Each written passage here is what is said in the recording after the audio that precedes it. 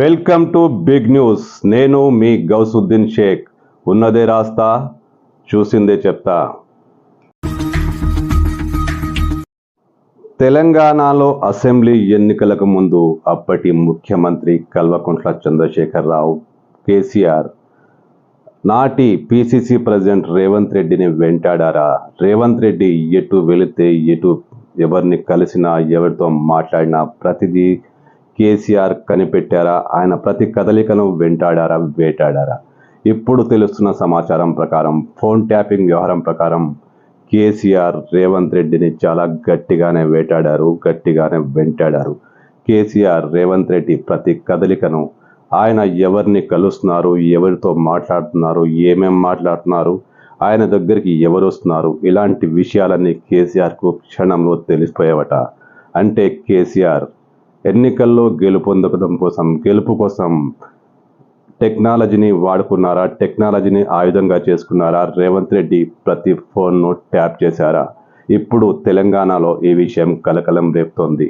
ప్రణీత్ రావు అరెస్టుతో అసలు వ్యవహారం, కేసీఆర్ గుట్టుమట్లన్నీ బయటపడుతున్నాయి.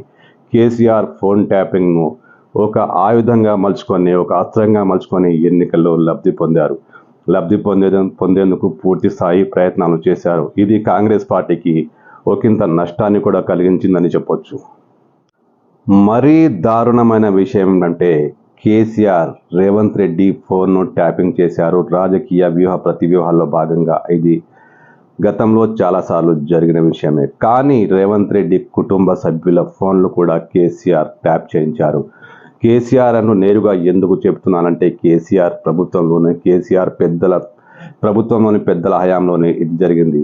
రేవంత్ రెడ్డి కుటుంబ సభ్యులు అంటే ఆయన సతీమణి, ఆయన అన్నదమ్ములు, ఆయన బంధువులు అందరి ఫోన్లు ట్యాప్ చేశారు. రేవంత్ రెడ్డి ద్వారా విషయాలు అన్నీ తెలియకపోవచ్చని, రేవంత్ రెడ్డి బంధువుల ఫోన్లు ట్యాప్ చేస్తే కూడా అన్ని వివరాలు బయటకు వస్తాయని కేసీఆర్ ఈ ప్లాన్ వేసినట్లు తెలుస్తుంది. ప్రభుత్వంలోని ఒక పెద్ద మనిషి ఇచ్చిన నంబర్ల ఆధారంగానే దాదాపు 100 నంబర్లు కాంగ్రెస్ పార్టీకి చెందినవి. దాంట్లో రేవంత్ రెడ్డి కుటుంబ సభ్యులు అందరి ఫోన్లను కేసీఆర్ ట్యాప్ చేయించారట. కేసీఆర్ ఈ ఫోన్ ట్యాపింగ్ ద్వారానే రాజకీయ ప్రతివ్యూహాలు పన్నారట. ముఖ్యంగా రేవంత్ రెడ్డి ఫ్యామిలీ, ఆయన సతీమణి ఫోన్ను కూడా ట్యాప్ చేశారంటే ఎంత దారుణంగా వ్యవహరించిందో అప్పటి బీఆర్ఎస్ ప్రభుత్వం చెప్పకనే తెలుస్తోంది.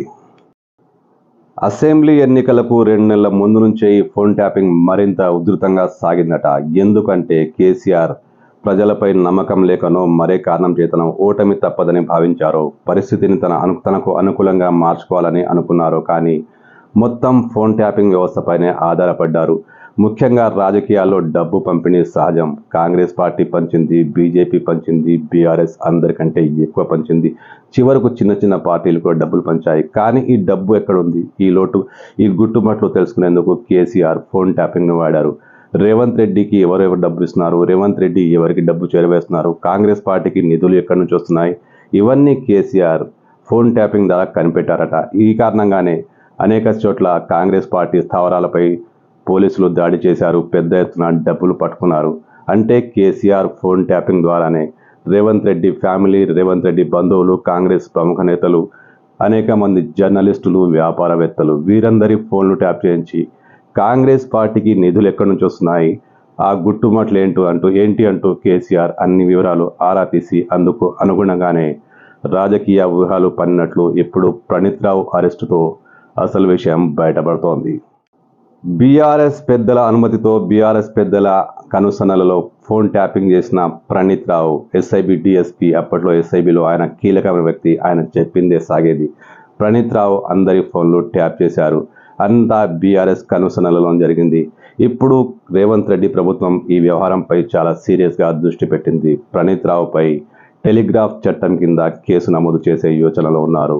ప్రణీత్ రావును కస్టడీకి తీసుకొని మరింతగా విచారిస్తే చాలామంది ప్రముఖుల పేర్లు బయటికి వచ్చే అవకాశం ఉంది. ముఖ్యంగా బీఆర్ఎస్లో ఆ పెద్ద మనిషి ఎవరు, 100 ఫోన్ల నంబర్లు ఇచ్చిన ఆ పెద్ద మనిషి ఎవరు, ఫోన్లు ట్యాప్ చేయించిన ఆ ప్రముఖ నాయకులు ఎవరు, ఆయనకు సహకరించిన పోలీసు అధికారులు ఎవరు, ఆ పోలీసు పెద్ద ఎవరు, ఇవన్నీ బయటకు వచ్చే అవకాశాలున్నాయి. ఆయన విచారిస్తే ఇప్పటికే ఆయన చాటింగ్లు, ఆయన ఫోన్ కాల్స్ను ట్రేస్ చేసిన పోలీసులు ప్రణీత్ రావుపై అనేక రకాల చర్యలు తీసుకునే అవకాశం ఉంది. మరింతగా లోతుగా విచారించే అవకాశం స్పష్టంగా ఉంది. ప్రణీత్ రావును విచారిస్తే కేసీఆర్ గుట్టుమట్లు ఇంకా మరిన్ని సంచలనాలు బయటకు వచ్చే అవకాశాలు చాలా స్పష్టంగా కనబడుతున్నాయి.